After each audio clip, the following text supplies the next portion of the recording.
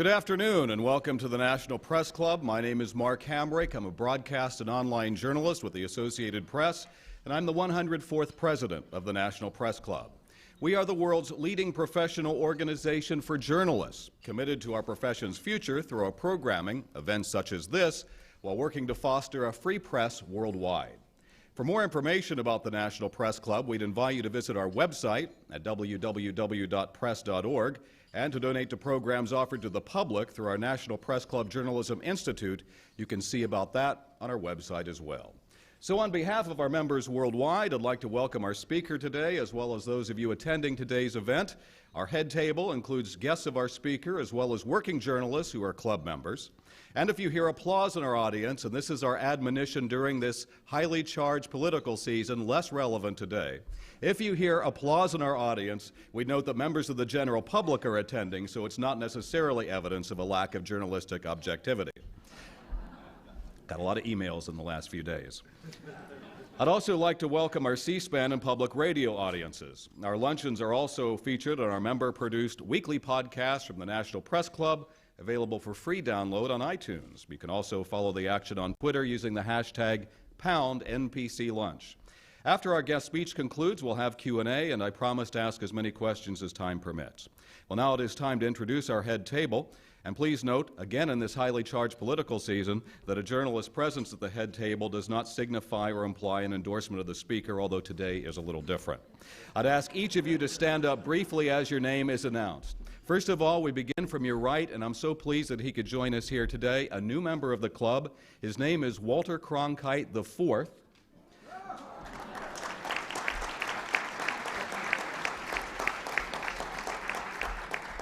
He is a broadcast associate at CBS News, and he is grandson of the great Walter Cronkite. Great to have you here.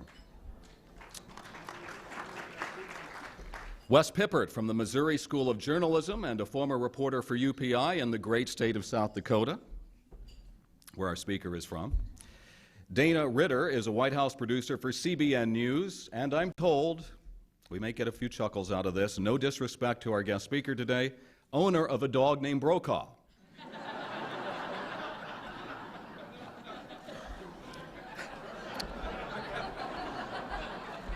We'll have rebuttals here momentarily. John Fogarty, a retired journalist and our NPC president from 1984. John, great to have you here today. Nell Minow, she is a writer on film, broadcast criticism, and corporate governance, and the daughter of the great Newton Minow, who talked about television being a vast wasteland. I think he'd give our head speaker a pass on that point here today. Nia Hawkins is a broadcast producer, online video journalist with the Associated Press. Skip over the podium for just a moment. Angela Greiling-Keene is a reporter for Bloomberg News, and she's filling in as chair of the Speakers Committee, and she's also our club membership secretary. Thank you for all your hard work. Skip over our guest speaker for just a moment. The outgoing chair of our Speakers Committee, on assignment soon in Afghanistan, Melissa Charbonneau with Newshook Media, who's done such a fantastic job keeping our speakers line up as good as it possibly can be. Bill McCluskey, former AP broadcast journalist manager and a national board member of the Society of Professional Journalists. Barbara Cochran, Missouri School of Journalism and formerly head of the Radio and Television Digital News Association and a longtime associate of our guest speaker today in her role as executive producer of Meet the Press. Kevin Roach is VP of U.S. Broadcast News at Associated Press. Just so happens he's also my boss, so if you would like to send letters of praise, I will be accepting those throughout today's program. At the end of the table, Jared Rizzi is the Washington correspondent with POTUS Radio, Sirius XM. He's also a new member of the Press Club. And Jared, happy birthday. And a round of applause for our head table.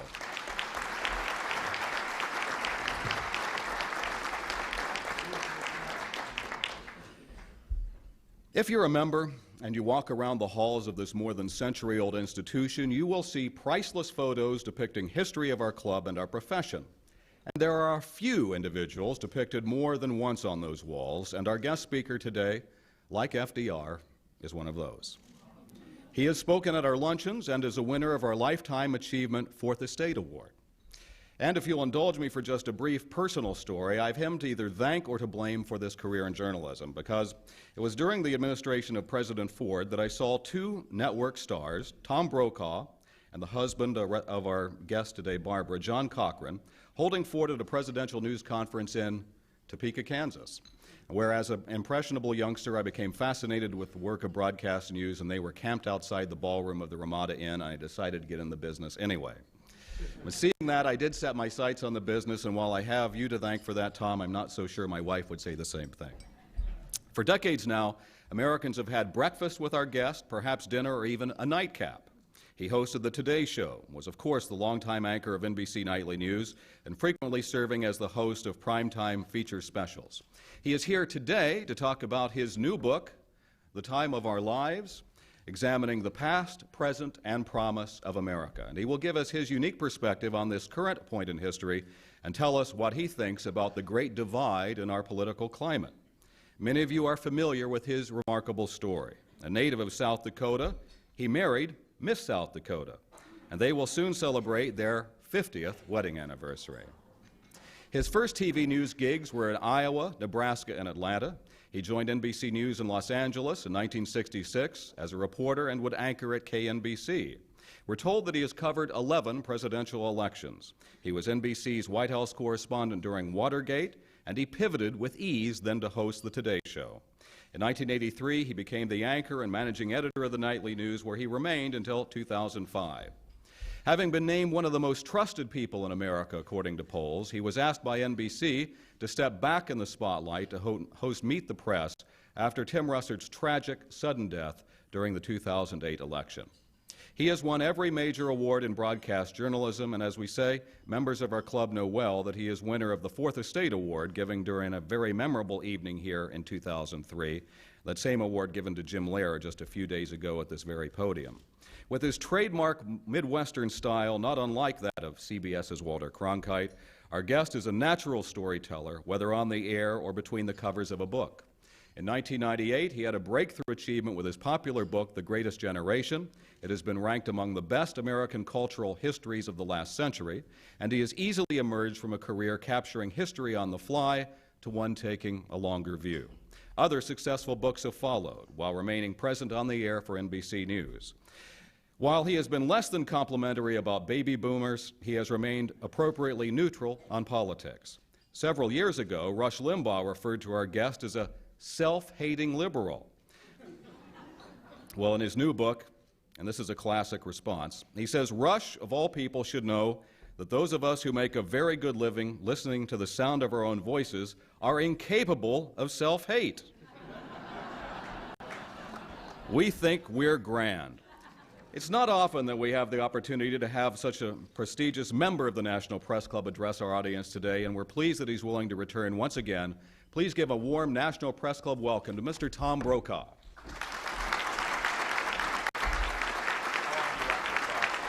Till about 1:30.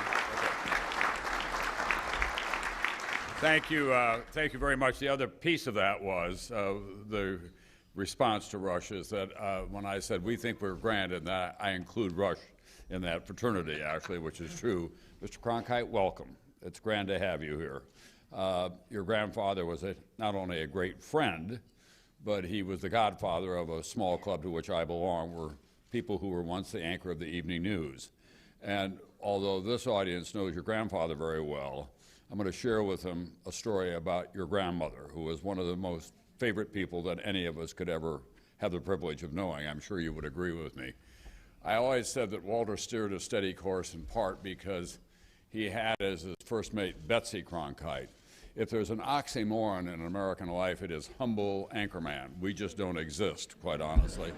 And we count on our wives to kind of let the air out of us at the right time.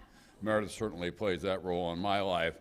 And her idol was Betsy Cronkite for a couple of reasons. One was when the Cronkites moved from a townhouse where they had lived for a long time into a high-rise in New York after about 3 months, Betsy said to a friend of hers, you know, I kind of miss the old place. And the friend said empathetically, well, of course, Betsy, you raised your family there and you had so many good years there. And Betsy said, nothing to do with all that. We had a backyard. I could bury all those damn plaques that Walter kept getting. Walter and Betsy and Meredith and I were at the Kentucky Derby one year, and it's kind of a death march when you have the kind of visibility that we do, and we were there for our affiliated stations.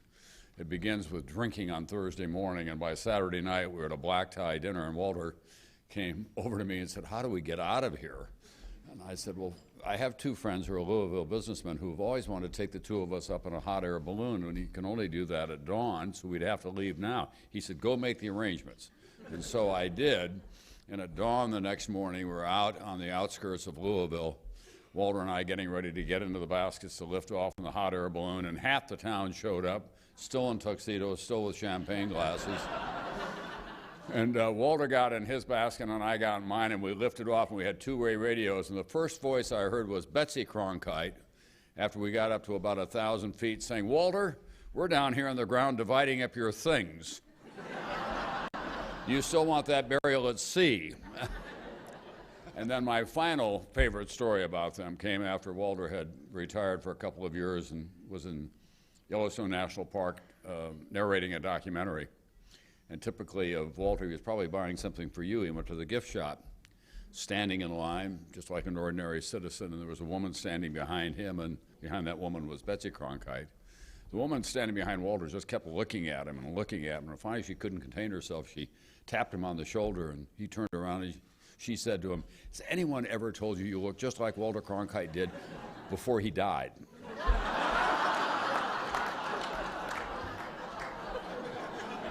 Walter turned around and began to clear his throat. You know, his pride had been kind of injured. Now the woman's in a mild panic. She turns to the woman behind her, not knowing that it's Betsy Cronkite, and says to Betsy, "Walter Cronkite is dead, isn't he?"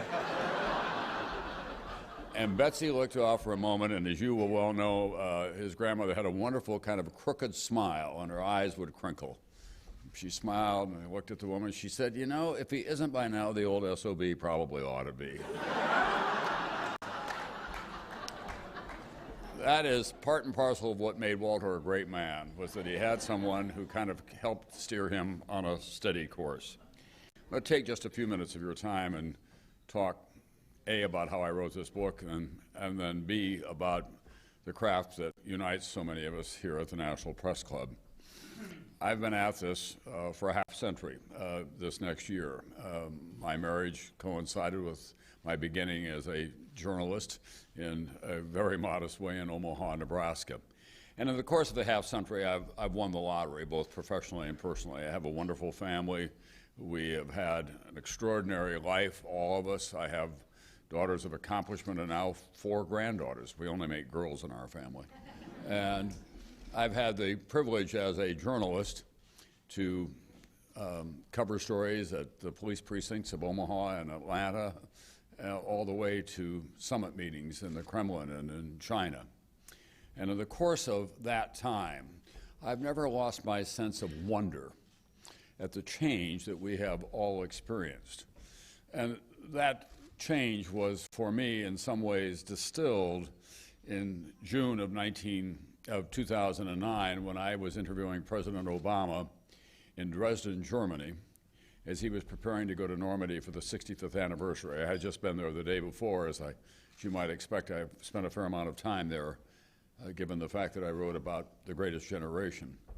So I was waiting to interview the new President of the United States, our first African-American president, thinking about all the change that I had witnessed. I was born in 1940, standing in Dresden, which had been firebombed to the point that it was almost completely leveled at the end of World War II, then spent the next 40 years behind communist lines, and now the city was rising Venus-like out of the rubble of that time and the oppression of communist rule. I had just come from Berlin, where I'd been the night the wall came down. Berlin was the most exciting city in Central Europe, very cosmopolitan, vibrant once again. Again, in the course of my lifetime, it had been the capital of the most mendacious regime that anyone could possibly imagine, the headquarters of Hitler's Nazi Germany. And then along came an African-American president whose father was born in Africa and his mother came from here. And we began our exchange. And when I mentioned to him that I had been in Berlin the night the wall came down, the only correspondent with live transmission abilities, president looked at me and said, "Oh, I know, Tom." He said, "I watched you. I was in law school at the time." And oh, my God, he was in law school at the time. And I walked away from that interview trying to take the measure of all the change that A, I had witnessed, and B, that we had all been through. And it began to resonate with me as I looked at my grandchildren. And I wondered 50 years from now what they would be saying about their time. And most of all, what they would be saying about what we left them, what we created for them. As many of you in the audience know, when you begin to write a book, you think you have a firm idea of where you're going to go, but you find that the journey really becomes an adventure, because with every page, as you finish it, you have new thoughts about the direction in which you want to go. This book, for me, really came down to two questions. One was, what happened to the America I thought I knew? And the second question came from people that I encountered as I went across the country, who would say to me, "Mr. Brokaw, do you think my children will have a better life than I've had? I worry that they will not." That question is at the heart of the American dream for so many families. They come here hoping that succeeding generations will have better lives than they've had. Certainly that was the case of my family. My mother and father came out of the depths of the Great Depression. My dad dropped out of school when he was 10 years old to go to work for a Swedish homesteader because he was a large, strong boy, and he became a master operator of heavy construction equipment and could find work, but it was not easy. My mother's family farm dried up and blew away from them, and it was seized by the bank in 1932. She was 16 when she graduated from high school, one of the brightest women I'll ever know, and college cost $100 a year, and there was no way that she could possibly go. She wanted to be a journalist, it turns out, and so she's lived out her life through me in so many ways and has been a guide. But I thought about the change in their lives and then the change in our life, and my parents always saved for me to go to college. They had hopes that their sons would have a better life than they will.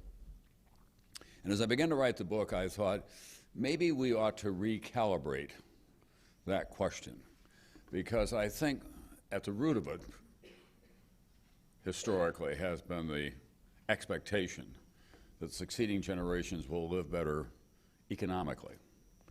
They'll make more money, they'll have better homes, more cars, more toys.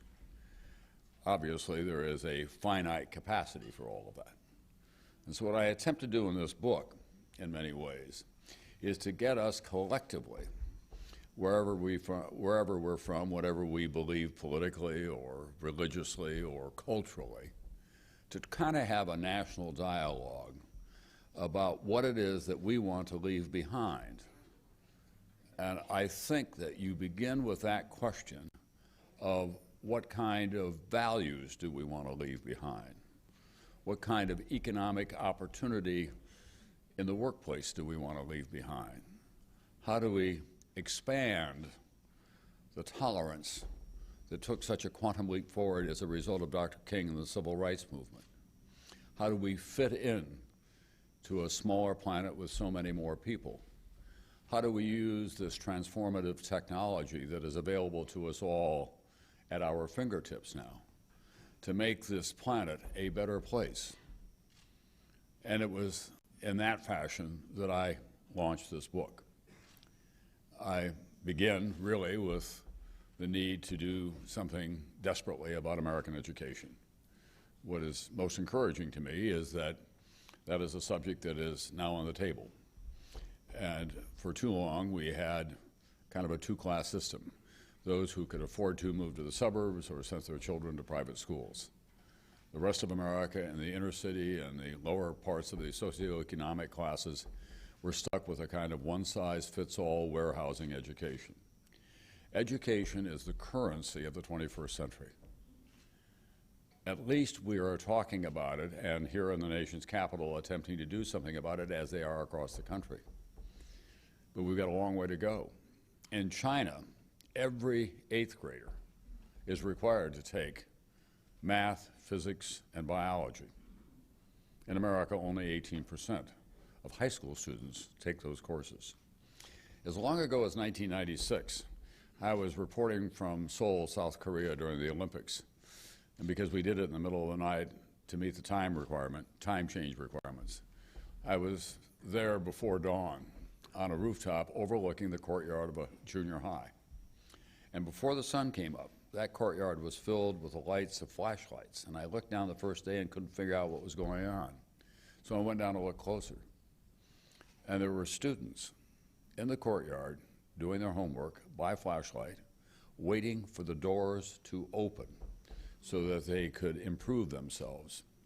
This is a country that in the 1950s was ravaged by war and had a kind of Stone Age agricultural economy.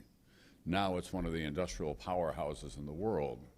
President of Korea had a meeting with President Obama a year ago, and President Obama, to make conversation, said, "Tell me about your challenges in education." The President of Korea looked at him and shook his head. He said, "My greatest challenge is that the parents want more from me, not less."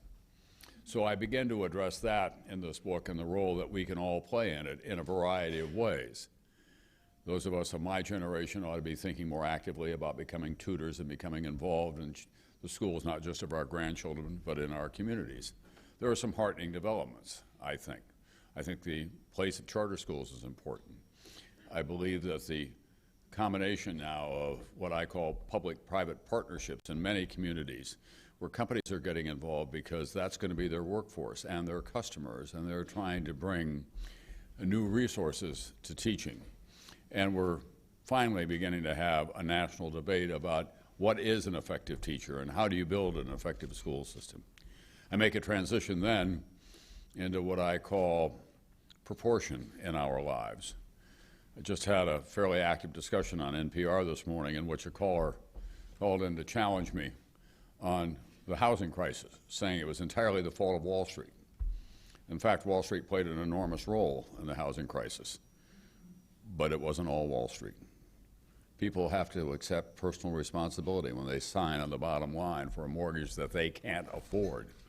And here in Washington, Fannie Mae and Freddie Mac drove a lot of the stampede to people thinking that they could afford homes. Home ownership was going to be part of the American dream, but unfortunately it ignored a lot of the financial reality that comes with that. And it continues to be a heavy burden in economic recovery in this country. And then the subject that will be of interest to so many of you is this extraordinary change that is going on in the profession in which I've spent most of my life, journalism. I liken it to the second Big Bang, the impact of this new technology. We have created an entirely new universe out there, and we're at the moment trying to determine which of these planets will survive and which will drift too close to the sun, which will merge with others to support life as we have known it as journalists, and how will it finally work itself out so there is a kind of orderly universe in which we can know where we're going. At the same time, I find it exceptionally exciting. When audiences say to me, "What happened to the journalism I thought I used to know when Walter and Chet and David and you and Dan and Peter were there?" I say, "I'm going to surprise you. There is a richer menu of information out there now than there ever has been, and it's available at a keystroke. But you can no longer be a couch potato. You have to get up in the morning and not just retrieve the daily newspaper and watch a little bit of the Today Show and come home at night and watch one of the evening news broadcasts. To be a fully informed citizen, you've got to develop, if you will, a kind of personal filter system for the information that is coming at you all day long, with which you're being bombarded. What is reliable? What has integrity? What's the political motivation of this particular website? All the newspapers now have websites of one kind or another, and those are still works in transition. The same thing is true in my business, both over-the-air and cable broadcast journalism. So we're working our way through it. The test ultimately always is, however, how reliable is the information? What's the integrity of what we're seeing and absorbing? And that's going to require more vigilance on the part of those of us who are on the receiving end of it. And we should have no less an expectation of that. But the fact is that the reach is so much greater. Even while traveling, I can get up in the morning, click on, read the Financial Times from London, read the latest release from the Saudi Foreign Ministry, go on the website of the Council of Foreign Relations and see overnight developments in the international field and read a couple of papers, to say nothing of the broad range of papers that are available to us in this country. I even read the Yankton Press and Dakotan from time to time, just to see how the old high school football team is doing and how my friends are getting along out there. They've got a terrific website. Finally, what is most important about this exceptional change that we're all witness to and we are a part of as catalysts and as practitioners is that the place of journalism will not and should not go away. It's critical to free people everywhere. And that cannot be lost in the debate about journalism. Free people still require a forum where they can retrieve information that is useful to them to make decisions that affect their lives and their nation and their communities. And we must kind of redouble our efforts to make sure that the culture of journalism remains intact and that its place in the public dialogue is prominent and defensible. Just this past week, obviously, we have been witness once again to what I think is one of the fault lines of American journalism at the moment, and that is that it's become kind of an echo chamber. Something like the Herman Cain accusations and episode get into the system and they squeeze out almost everything else. There's a kind of lemming-like journalistic pattern that develops in which everyone chases the same story. The fact of the matter is that Herman Cain decided to run for president some time ago. Where were we in going back to find out what his history was? He had a fairly prominent role in America as the president of the Restaurant Association. He was on the board of the Reader's Digest Association.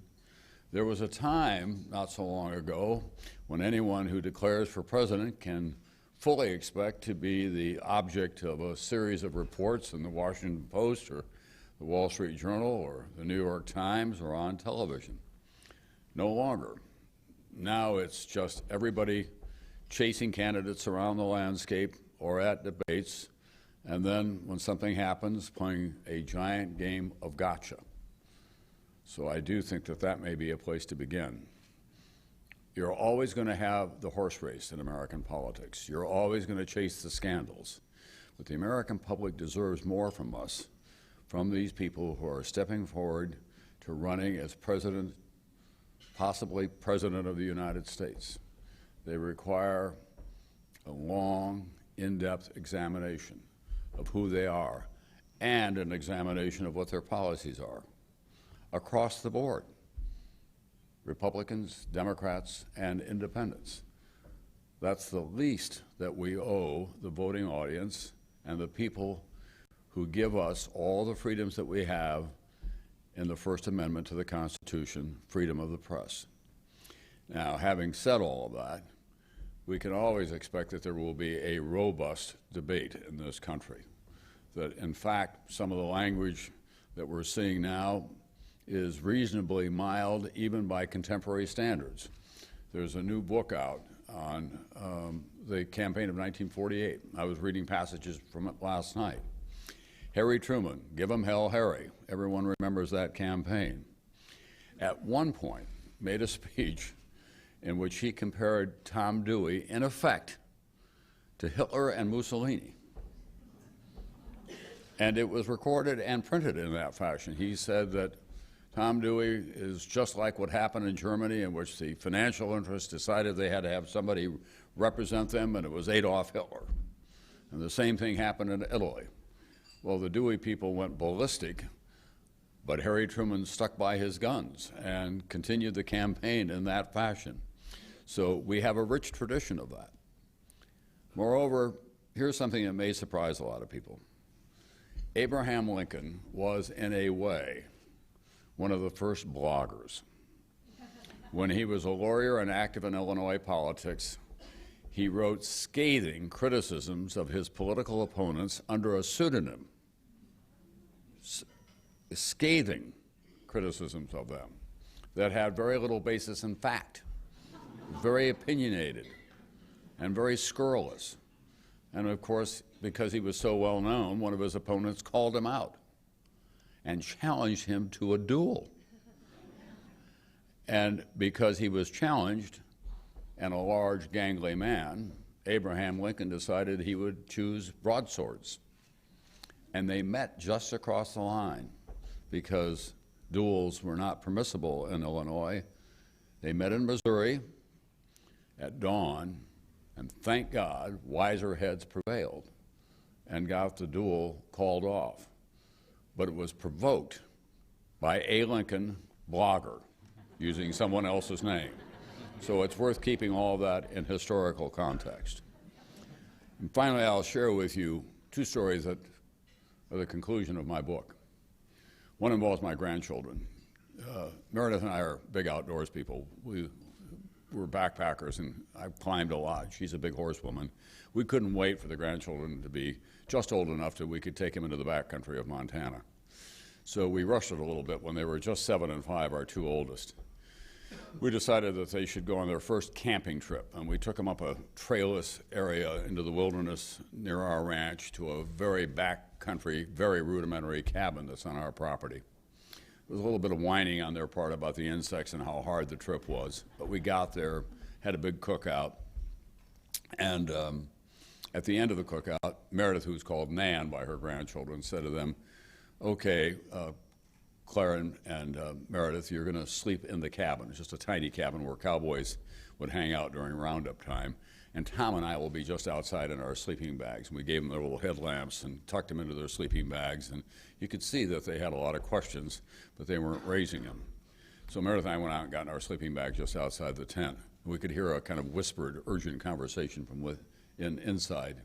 And the youngest of the two suddenly came out and stood on the porch and looked at the two of us and said to Meredith, Nan, we need an adult in here now.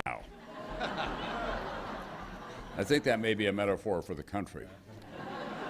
And then finally, the anecdote that follows that is that I always learn something from the wild, from nature, when I'm in Montana. Every year there's some kind of an enduring lesson that I learn from the animal life, or from the storms that blow through, or the floods that we have, or the severe winters.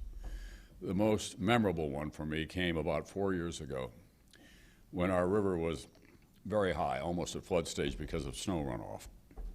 And I went to a high point overlooking the river that was bordered by a conifer grove, and then on the other side, to get to the grassy pastures in the range of our ranch, there were thick rows of hawthorn bushes. And out of the conifer grove came about 12 elk cows and their newborn calves. And they stood and looked at me. I was about 200 yards away at that point and decided I was no threat.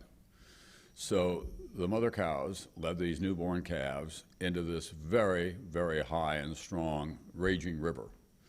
And they swam across, and the calves were having a hard time thrashing their way through the hawthorn bushes. They all made it except one, and he was swept downstream. Now I'm thinking, what do I do here? But on his own, he found an eddy, which is a back current, and got up onto a sandbar and walked back up a little farther and was on the far bank. The rest of the herd was across the river, and they were waiting patiently, and he tried again and failed a second time. And then he got back on the sandbar and tried a third time and failed again. Now I can barely breathe watching all of this, but as God is my witness, after the third time, he stood on that sandbank, trembling.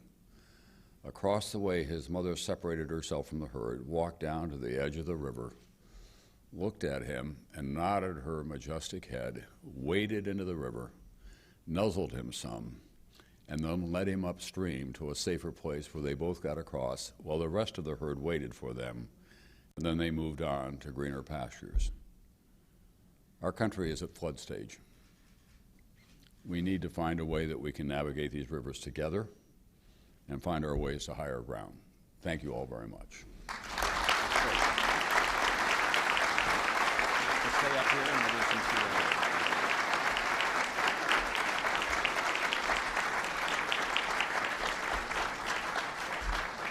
Thank you very much, Tom, and it's a real pleasure to have you here today. A lot of smiling faces in our audience. So using your term, the greatest generation, as a basis, how would you categorize the current generation? Well, you're talking about the young people coming of age now? Yes, or their parents, yeah. Maybe both. Maybe the boomers, both at the all right. same time. I'm not a boomer. I'm a member of the so-called silent generation. I was born in 1940, and we're small because there was not a lot of birth going on during the war, obviously. And I've been fascinated by the baby boomers because, A, I was just close enough to them that we shared a lot of interest, and then I covered them as a reporter. And I've called that the unresolved generation. I don't think that they've fully resolved who they want to be and how they want to be remembered. The current generation coming of age now are called, broadly speaking, the millennials. And they're beginning to get a subset because they have been so chastened by what's happening economically. A lot of them have moved back home, not because they're slackers, because they can't find a job and they can't afford housing. So marketers are beginning to call them neo-frugalist. They're spending their money much more carefully than their parents did. And they're making decisions kind of a week or a day at a time, spending a lot of time online talking to everybody else. And they're skeptical about a lot of the institutions that we have all taken for granted, including corporations and what kind of job security they have. So that's how I would characterize the three of them. Okay. We've dealt with some similar themes in recent luncheons, including one where Ken Burns was here to talk about his new three-part series, Prohibition, and he uses that as sort of a fulcrum to talk about divisiveness in U.S. history. How would you place this period we're witnessing right now relative to other such periods throughout our entire American history? Well, I think we don't know yet.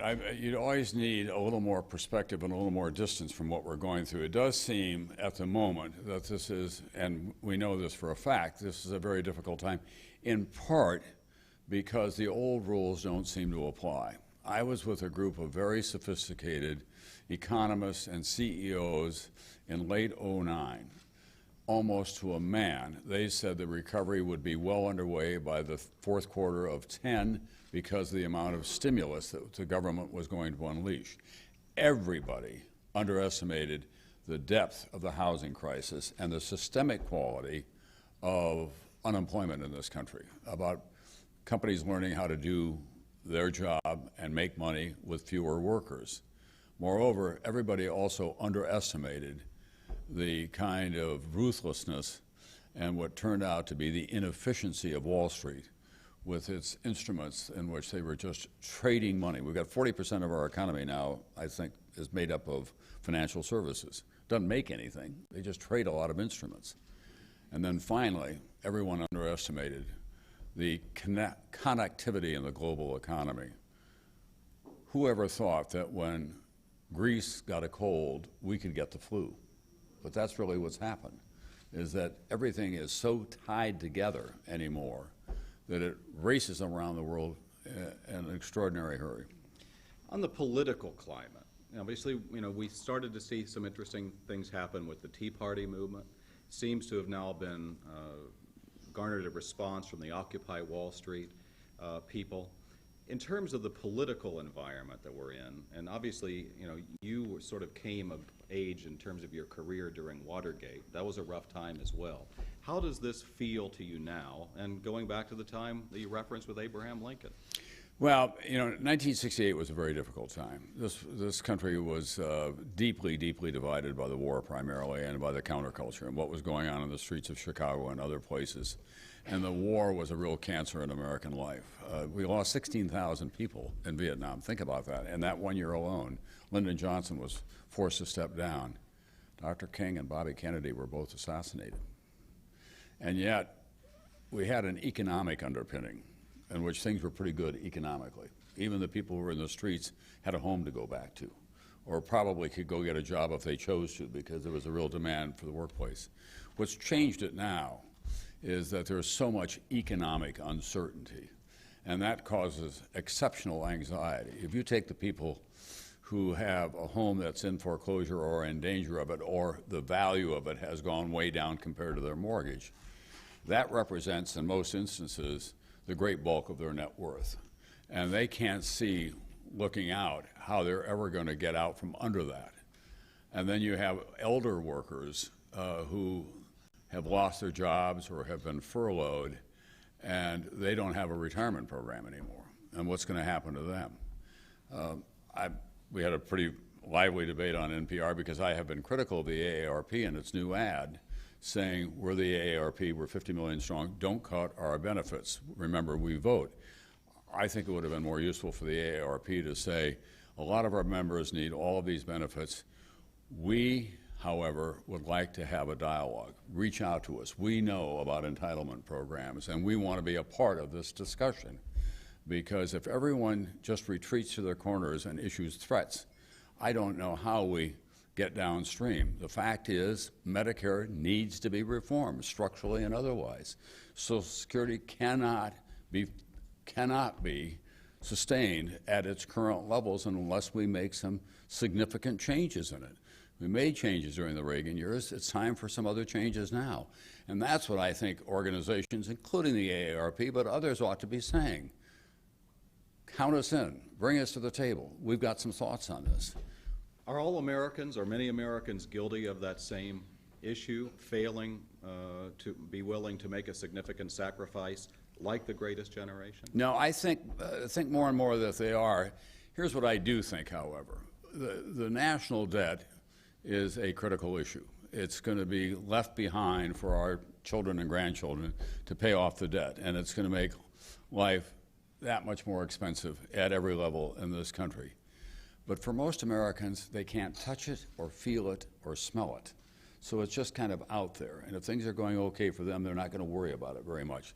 If the national debt came with a hot, dry wind that blew in your face when you got up in the morning to remind you that it exists there, or when you stepped out the door, there was this enormous mound reminding you of how much of that national debt you were going to have to pay off at some point, it had a kind of tactile quality about it, I think we'd have a greater sense of urgency about it among the masses. What is your sense of optimism or pessimism as to whether these much-needed solutions can actually come down the pike? Well, I'm a product of America, so the glass is always half full for me. And we have the greatest education institutions in the world, even those that are stressed at the moment. And the genius of this immigrant nation is that everyone is always coming here wanting to work harder and fulfill the American dream and to have ambition. We've just been witness in the last couple of weeks to the enormous outpouring of tributes to Steve Jobs. Steve Jobs and Bill Gates and Sergey Brin and Larry Page at Google and all the others, they invented this technology in America. They changed the world. And if you go to Silicon Valley, you find all these bright young Americans that we would once, a long time ago, dismiss as just computer geeks out there in Silicon Valley at the moment. By the way, they don't have a recession. The economy is pumping. So it's that kind of American inventiveness that if you give them running room, that they can get the job done. But I do think that there are some fundamental structural problems with the country at the moment that we have to address. Because we're competing, as I said earlier, against countries that now have an open playing field in which they're preparing for their future by inventing their own new institutions and changing their laws to adapt to the reality. We're living, as I said earlier, in an analog way, but it's a digital world. A question from the audience says, and I'm just quoting here, you sound very down on public education. Surely you can't mean that every public school is failing its students. No, I'm not down on public education. In fact, in the book, I pay tribute to it. I just think that public education, like every other institution in American life, has to look at how it can renew itself. I pay tribute to a woman in Fayetteville, North Carolina, a public school superintendent, who got very concerned about the gap between Hispanic and African American students and her white students. When she looked into it, it was mostly because of absenteeism. So many of the lower socioeconomic classes had no parent at home when they left for school in the morning or when they got home, so they skipped school. So she put on a real campaign to get kids back into the classroom, persuaded her teachers and got some local money to have a 6th day of classes on Saturdays, gave out her telephone number as the other teachers did, and they've turned the school around. I work with a school in the South Bronx in New York, an elementary school.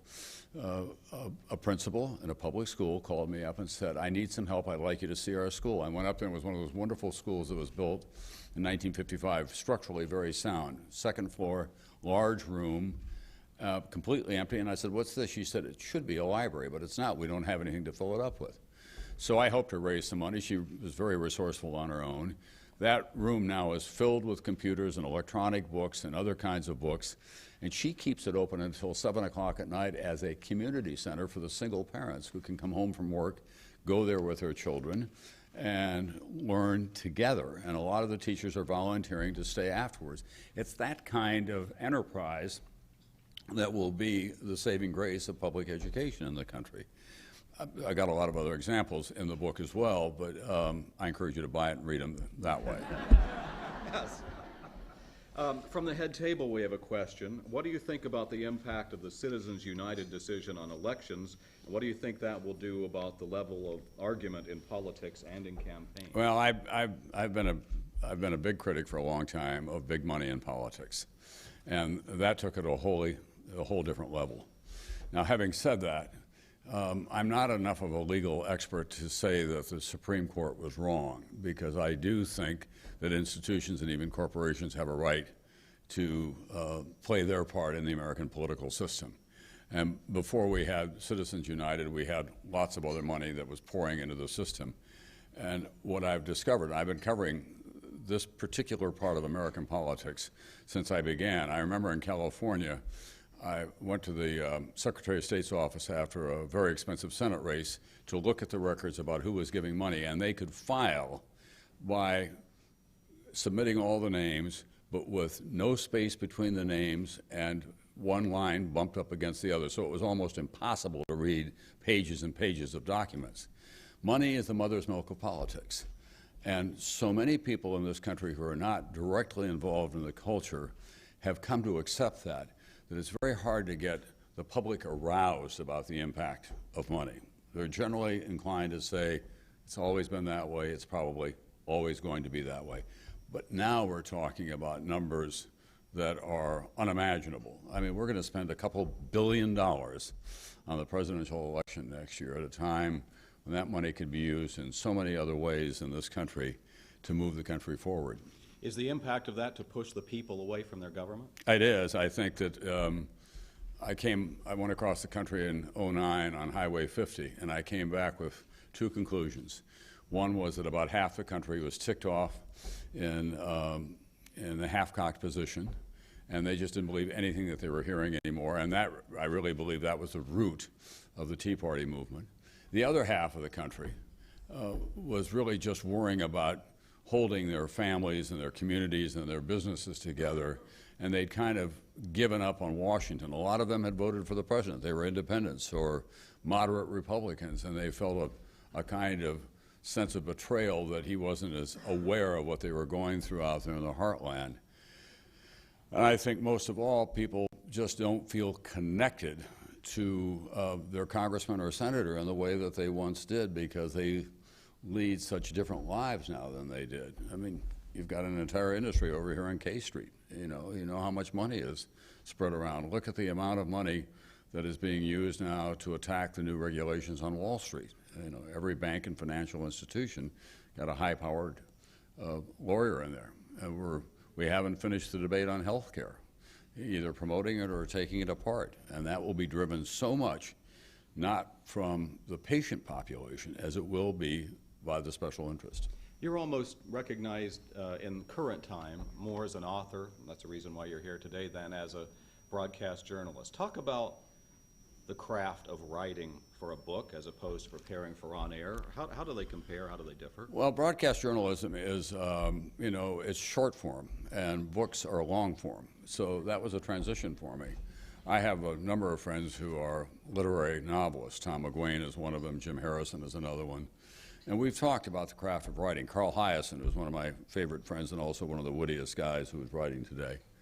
And we've talked about it, and I said, my problem is always writing long, keeping track of everything, because I'm used to short narratives, either an op-ed page piece or a magazine piece of some kind. But a book is a really long journey. And they said, well, there are no pills that you can take, that you just have to find your way through it. But I find it very gratifying. And what I like about it is the permanence of it. Walter Isaacson and I had a conversation the other day about print versus electronic books. And Walter said something I think that was very perceptive. He said, I'm trying to hang on to first edition copies of books in print that I like, because I think 20 years from now I know where they're going to be. I'm not sure what's going to happen to my electronic books that I'm storing on my iPad or on my computer. And I think that that's a fairly astute observation. I find that my grandchildren still love the tactile experience. The kids all read books with books in their hands. They love the idea of books, and they go straight through them. They'll pick them up and read them, but they're not reading electronically as much as they are a book with a binding on it and with a printed page. Let's talk about the point at which you were NBC Nightly News anchor. You had rivals at CBS, Dan Rather, Peter Jennings. You talked about earlier. Is that right? I didn't. We do have some young people in the audience who might not be as aware of that as people like I am. It was only 6 years ago. Some have thought that sort of the stature of the network anchor can never be recaptured again. Do you think that's true? Well, here's something I like to remind people of. Bill O'Reilly gets a lot of attention because he's the most popular commentator in cable news, and he likes to talk about that, and that's fine. As the #1 cable news program, he has half the audience of Scott Pelley, who is ranked third in the evening news broadcast. These evening news broadcasts, on a combined basis, on a nightly basis, deliver about 20 million viewers. Who in this room would like to have circulation of 20 million? It still has a lot of tonnage attached to it. Now, gratefully, Brian has done a great job, and he's #1, Diane's #2, but it is more competitive. The thing that we worry most about, there is a decline from year to year, but most of all what we worry about is the demographics of it. The audiences tend to be older. We don't get as many young people because they can get it from so many other places. So we have a whole other nightly news that comes on after Brian signs off online on the website, so you can get additional information. And I think it's that mix that will probably prevail for a good long time. You don't want to overstate, look, Dan and Peter and I all thought we were grand, just like I did with Rush, but we weren't perfect either. What changed for us, which was so exciting, is that we all grew up as correspondents, as reporters, and when we got to those chairs, satellite technology arrived simultaneously. So we could be anchors and reporters. We could get on the plane and go to the Philippines or Tiananmen Square or to Russia or Czechoslovakia when everything was changing. We could be in South Africa or the night the Berlin Wall came down and report live from those sites, and added a whole other dimension to it. Do you think the nightly newscast will survive 20 years from now? My guess is that it will. It constantly has to adapt to what's going on. It'll probably take on some new forms by then. And what I think is that it will probably have many parts to it. There will be an on-the-air part, an online part, and they'll all be complementary going on at the same time. And you'll probably be able to see it on your iPad in whatever form that is. I mean, you'll be able to just dial it up, even on an airplane. I mean, we all have gotten used to the idea now of getting on JetBlue and watching satellite television all across the country, right? Mm-hmm. Why couldn't we just have the nightly news available to us either on a PDA or on an iPad of some kind? I think that there's a good possibility of that. And then complementary information that is off to the side, statistical analysis of what we've just reported on. Well, earlier you talked about, the media should have done its due diligence with Herman Cain 6 months ago. Is the media as a whole, newspapers, radio, television, missing a lot of stories because of the downsizing and all those operations and the attention to just trying to keep up with real-time news? I don't think it has anything to do with downsizing. I mean, it only took Bob Woodward and Carl Bernstein, two guys, to bring down Richard Nixon. Two reporters who went out there and went through card files and knocked on doors, and that's how you do real reporting. And actually, ProPublica, which is Paul Steiger's new outfit, has won 2 Pulitzers in, 6 years or 7 years, with a staff of 34. our Bloomberg representative was telling me you have how many people in the office? Over 200. Over 200 people in the Bloomberg Bureau. Bloomberg didn't exist when I was a reporter in Washington. So there's a lot of firepower out there. It's just how we use it. That's the real issue. We ought not to become just an echo chamber. Let me just say one other thing about that. I was on Jon Stewart last night promoting my book, The Daily Show. And before I got on, the first half of the show, John's staff, which is so good at this, did the best job I've seen all week on the Herman Cain story, of putting it in perspective, of getting the archival information, of tracking the different things that he said along the way, and then putting in context as well some of the defenses of him. There's this debate that was going on, Ann Coulter saying, our blacks are better than their blacks, and that's the reason that there's such a dispute about this. And Jon Stewart, in his own inimitable way, went right after that. And then when, at one point, someone was suggesting that this was just an allegation against Herman Cain, and it was recent. John said it happened in 1990. It wasn't an allegation. In fact, there was a settlement made.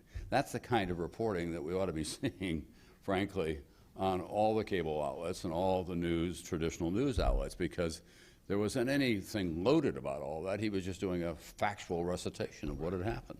Well, Tom, we're almost out of time. If you'll just allow me for a moment, I have a couple of last-minute housekeeping items to take care of. I'd like to remind our audience about some upcoming luncheon speakers. A member of your NBC Universal family on December 14th, Jim Cantori, the on-camera meteorologist, will be here to talk about extreme weather and the job to cover that.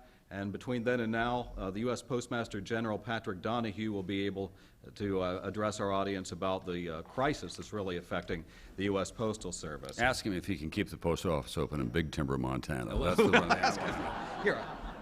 Here's a card, okay? Now, because you do so much traveling, Tom, I know you've been at this podium before, but we have a new thank you gift, as small as it is, and that is the new NPC travel mug as a token of our appreciation. Thank you very much. One more question. Thank you. So the final question is, as we mentioned at the beginning, you'll be celebrating your 50th wedding anniversary next year. So what is the secret to such a long, happy marriage? When my daughter first got married, the oldest, my wife went to her and said, always make sure that you have your own space. And on one of our anniversary, Jennifer got up and said, I thought that was just great advice. Then I realized my mother has 5,000 acres in Montana. That's a lot more space than I'm ever going to have in a marriage. I do think that space, however you want to define it, is important. We're devoted to each other. We complement each other in so many ways. I say in the book, I'm in the vanity business. I'm kind of a cowboy in terms of my impulsiveness. My wife is a master at the fine craft. She's a great musician. She's a wonderful horsewoman, competitively, not just riding out across the prairie. She's an expert bridge player. She knits all this stuff for our grandchildren. You know, I'm at the other end of that spectrum. I'm out there, you know, raising hell as a journalist and doing the kinds of things that I like. And we fit together in a way. She still laughs at my jokes, which is an important part of it. And I still count on her to kind of have the long view. And most of all, what has been so important to our marriage is that I am in awe of how she's been a role model for our daughters by just being there for them and allowing them to develop as individual women without imposing her own self on them. So it's worked out very well. The fact is that we met when we were 15, and that's the equivalent of a moonshot, that you can make a marriage last for 50 years when you met when you were 15 years old in Yankton, South Dakota. I dare say I've met a lot of other people in the world. There's no one else that occurred to me that I could ever be married to, and I like to think she feels the same way. I think that's it. Name of the book, The Time of Our Lives. Thank you very much, Tom. Thank you. That was wonderful. Thank you.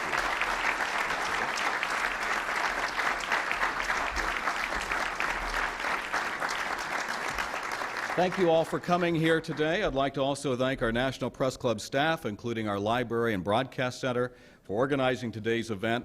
And here's a reminder, you can find out more information about the National Press Club as well as the National Press Club Journalism Institute on our website. And if you'd like a copy of today's program, you can check out our website at www.press.org. NPCLuncheon.org. Thank you, and we're adjourned.